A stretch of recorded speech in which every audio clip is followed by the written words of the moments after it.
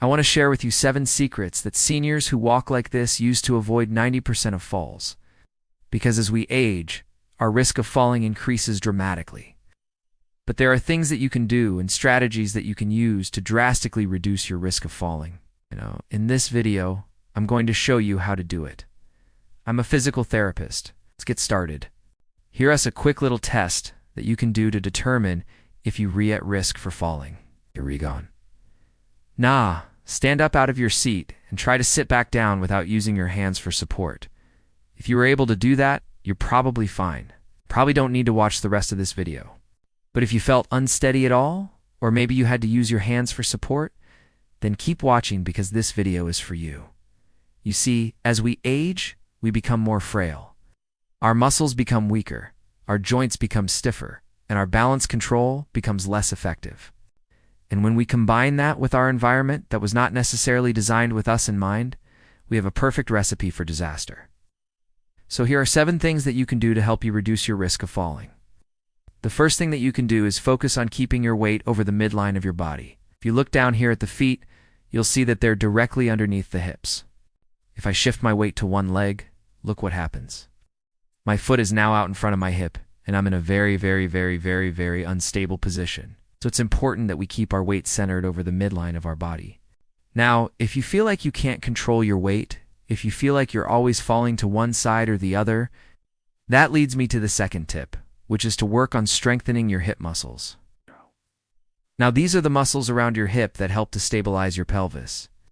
The easiest way to strengthen these muscles is simply by doing a clamshell exercise. So you would lie on your side, you would bend your knees, put a band around your knees, and then you would open up the top knee while keeping the bottom knee still. This will help to activate those hip abductor muscles and strengthen them so that they can better control your pelvis as you walk. The third tip that I have for you is to focus on taking shorter steps. As you take a step forward, don't try to reach too far with your foot. Instead, just take smaller steps and keep your foot close to your center of gravity.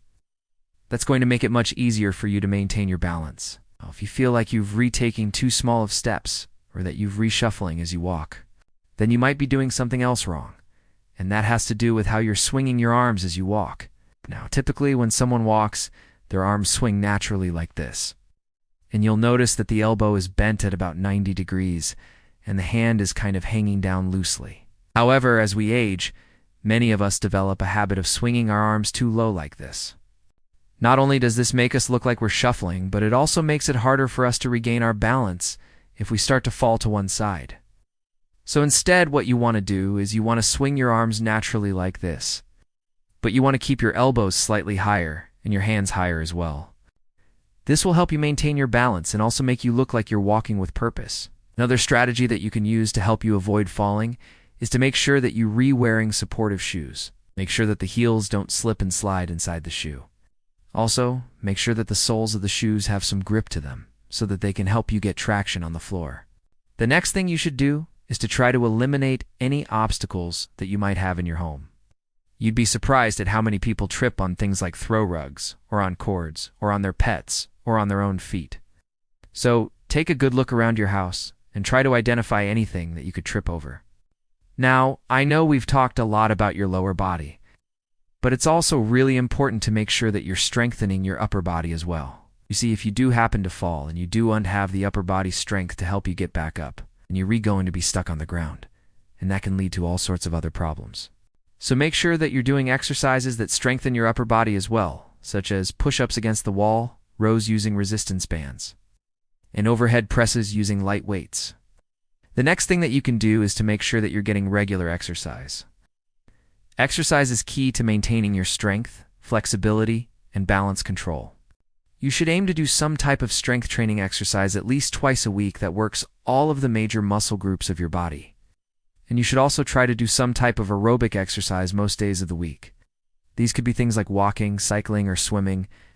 It doesn't really matter what type of exercise you do, as long as you're redoing something that gets you moving.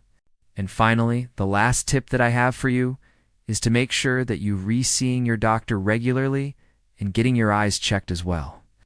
You'd be surprised at how many falls are caused by either medication side effects or uncorrected vision problems. so make sure that you're addressing both of those things to help reduce your risk of falling.